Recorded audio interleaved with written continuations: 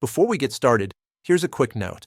This series is created by procurement and supply chain professionals who have spent decades in the industry, learning from real projects, overcoming challenges, and building practical expertise.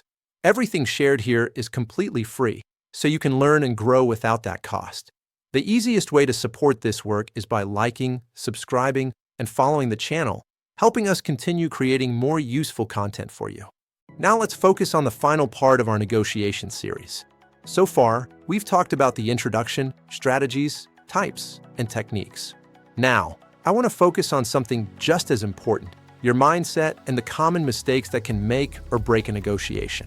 Over the next few minutes, I'll share practical tips, mindset shifts, and key lessons to help you feel confident and prepared in any negotiation.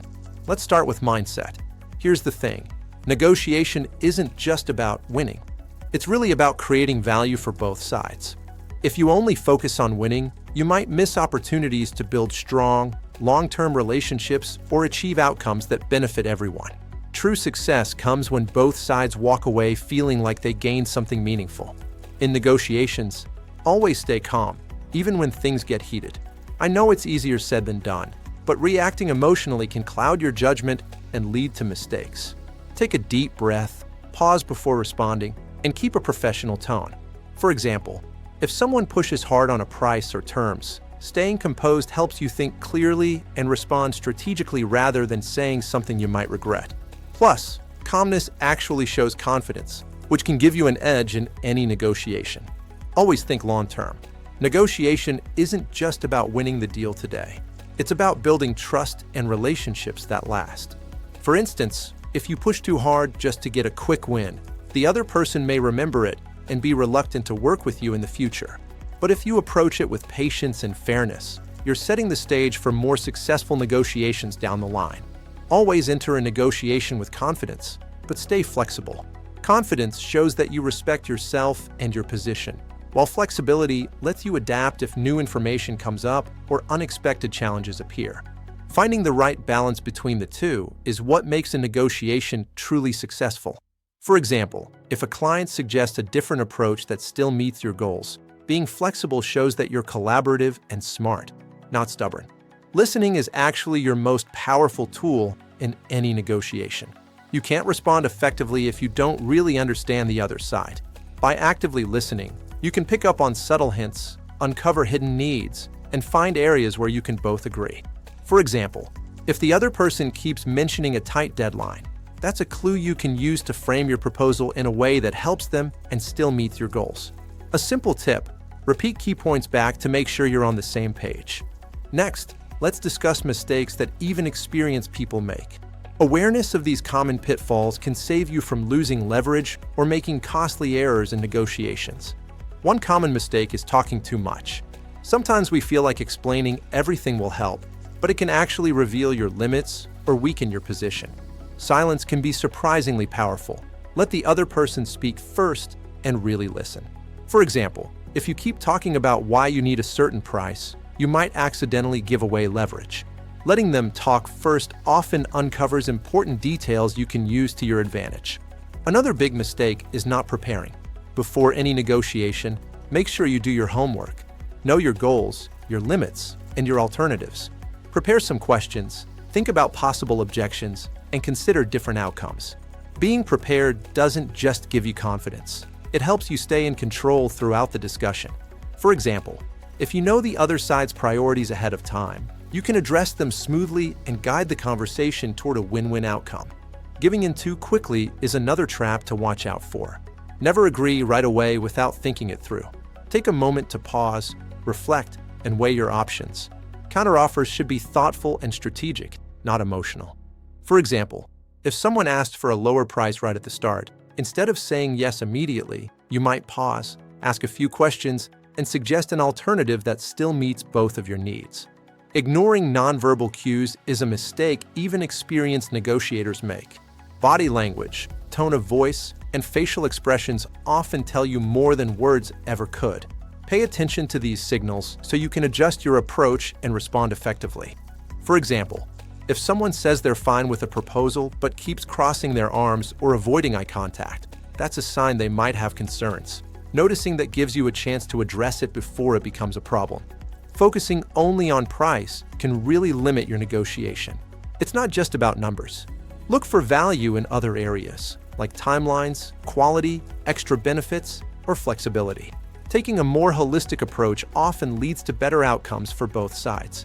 For example, if a supplier can't lower their price, maybe they can deliver faster or include additional services.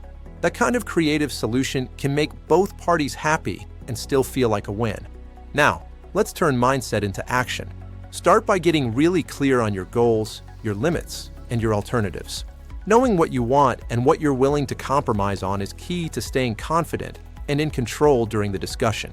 For example, if you're negotiating a project deadline, having a clear idea of your earliest acceptable date and your ideal date helps you make smart decisions and avoid agreeing to something that doesn't work for you. Ask questions. It's one of the most powerful tools in a negotiation. Understanding the other side's needs and motivations is really half the battle. Thoughtful questions show that you're genuinely interested, help uncover hidden opportunities, and can create openings for agreements that benefit both sides. For example, you might ask, "What's most important for you in this deal?"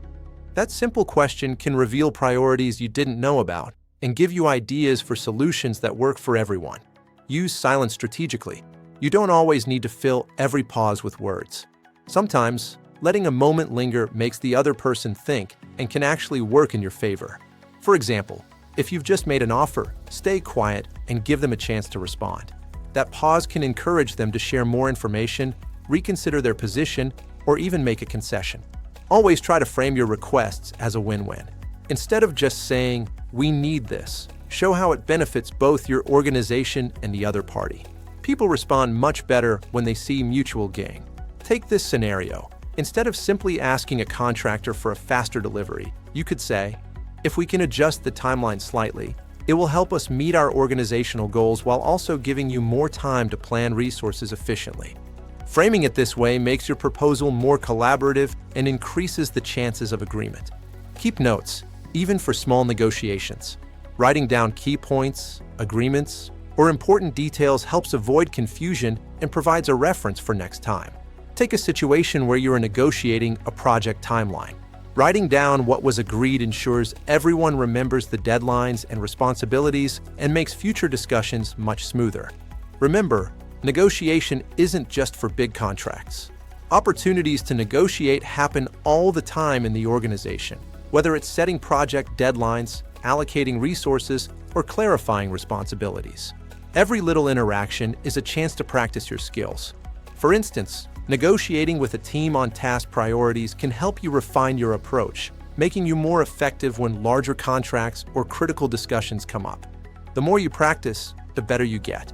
Every conversation, no matter how small, is a chance to refine your negotiation skills. Take a moment afterward to reflect on what worked, what didn't, and what you could do differently next time. When negotiating task deadlines with your team, think about which points you handled well and where you could have asked better questions or framed your requests more effectively. Negotiation is a skill you build over time.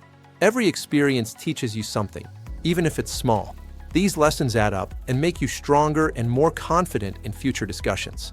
When negotiating with a vendor about delivery schedules, it might seem minor at first, but over time, you will learn which approaches work best, how to handle objections, and how to find solutions that satisfy both your organization and the other party.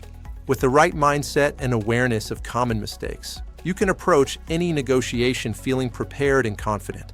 It's all about staying calm, staying focused, and being adaptable. Let's take a scenario where you are negotiating a contract renewal with a vendor. Being aware of past pitfalls, such as rushing concessions or overlooking nonverbal cues, allows you to navigate the discussion smoothly and achieve a better outcome for your organization. Patience is another superpower in negotiations. Don't rush the process, as things often take time to unfold, and letting them do so can lead to better outcomes. When discussing project timelines with a contractor, giving them space to consider options rather than pushing for an immediate answer can result in a more realistic schedule that benefits both your organization and the contractor. Being adaptable is just as important. Every negotiation is unique, so being able to adjust your approach, try creative solutions, or reframe your proposals makes you much more effective. Take a situation where a supplier raises an unexpected concern about a delivery schedule. Being flexible and suggesting an alternative plan that still meets your organization's goals can keep the negotiation on track and build goodwill. Empathy can make a big difference in negotiations. Understanding the other person's perspective helps build rapport, reduce resistance, and often reveals solutions that work for everyone. Imagine a team member raising concerns about a tight deadline. Acknowledging their point of view and adjusting your approach can lead to a plan that meets both their needs and your organization's goals. When you bring together confidence, patience, adaptability, and empathy, you create a strong negotiation mindset. Add awareness of common mistakes, and you're well prepared to handle almost any negotiation. This combination helps you stay balanced, make better decisions, and respond effectively, even in challenging situations. Reflection is key.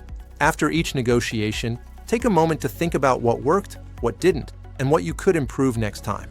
This habit turns everyday experience into real skill and helps you keep getting better with every negotiation. Every negotiation is an opportunity to learn, to grow, and to strengthen relationships. Even the tougher situations can teach you valuable lessons if you approach them with the right mindset. Over time, these experiences help you become more confident and effective in how you handle negotiations. So that wraps up our negotiation series.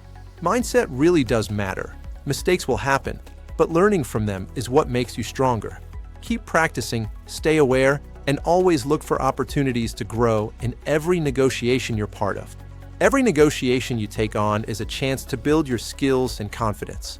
Apply these principles in both small and big discussions, and over time, you'll notice real improvement. Share your thoughts in the comments if you would like us to cover specific negotiation situations, such as salary discussions, smaller agreements, or larger deals. Your feedback helps us create more helpful content in the future. If you found this series useful, please like and subscribe.